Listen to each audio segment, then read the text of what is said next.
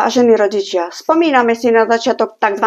Dištančného vyučovania. 6. januára 2021 som poslala na ministerstvo školstva výzvu ako rodič a občan Slovenskej republiky upozorňujem, že dochádza k diskriminácii mojich detí, nakoľko im je upieraná a dôrazňujem povinná školská dochádzka.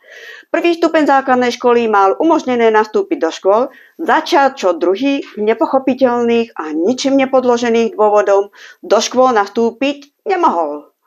Dvojaký prístup k vzdelaniu a porušovanie práv maloletých detí. Vírus predsa nepozná vek, pohlavie ani prostredie, preto obmedziť dochádzku len určitej skupine detí je prejav diskriminácie. Do dnešného dňa bez odpovede.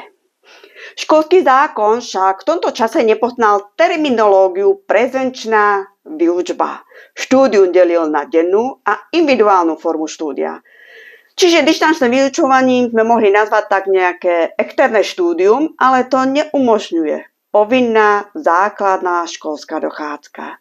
Toto slovo je významovo odvedené od dochádzať niekam z bodu A do bodu B, čiže z domova do školy.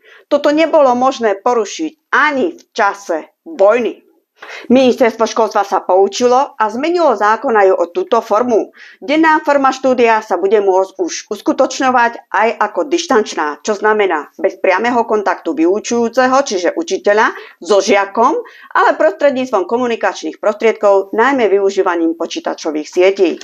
A to v týchto prípadoch, pokiaľ zdravotný stav neumožňuje žiakovi účasť na vzdelávaní v škole, pokiaľ bol vzatý do väzby, podľa individuálneho vzdelávacieho programu pre žiaka s nadaním, podľa rozhodnutia riaditeľa školy, podľa rozhodnutia ministerstva školstva v čase mimoriadnej situácie, núdzového stavu alebo výnimočného stavu. Máme vyhlásené dve mimoriadne situácie, nezabúdajme. V potrebnom rozsahu najviac 1 mesiac, a to z organizačných dôvodov, technických dôvodov, z hygienicko-epidemiologických dôvodov na základe opatrenia UVZ a iných dôvodov, ktoré môžu ohroziť bezpečnosť a zdravie detí a zamestnancov alebo spôsobiť závažné škody na majetku.